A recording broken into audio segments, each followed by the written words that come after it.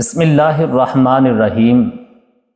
آج کا جو ہمارا مسئلہ ہے جو آپ کی خدمت میں پیش کرنا چاہتا ہوں، کیا غسل کے بعد نماز کی ادائیگی کے لیے وضو ضروری ہے؟ اب اس کا جواب سنیے گا۔ غسل کرنے کے بعد نماز پڑھنے کے لیے وضو کی ضرورت نہیں رہتی۔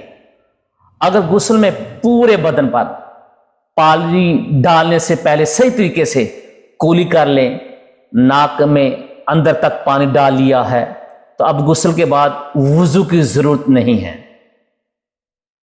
سنت کے مطابق باقاعدہ وضو کریں، پھر پورے بدن پر پانی ڈالیں، اور غسل جنابت میں کولی کرنا، ناک میں اندر تک پانی ڈالنا، یہ فرض ہے میرے بھائی۔ اگر ایک بندے نے اکیلا غسل کیا ہے، ناک میں منہ میں پانی نہیں ڈالا ہے، تو نہ وہ نماز پڑھ سکتا ہے؟ بالکل وہ نماز پڑھ سکتا ہے، نماز کے اندر ثواب کی کمی ملے گی۔ بہتر ہے اگر وہ پہلے وضو کر لیں، وضو کے بعد نماز صحیح طریقے سے ادا کرے، پھر ثواب ملے گا۔ اللہ کی بارگاہ میں دعا ہے کہ آپ کو بھی مجھے بھی اس پر عمل کرنے کی توفیق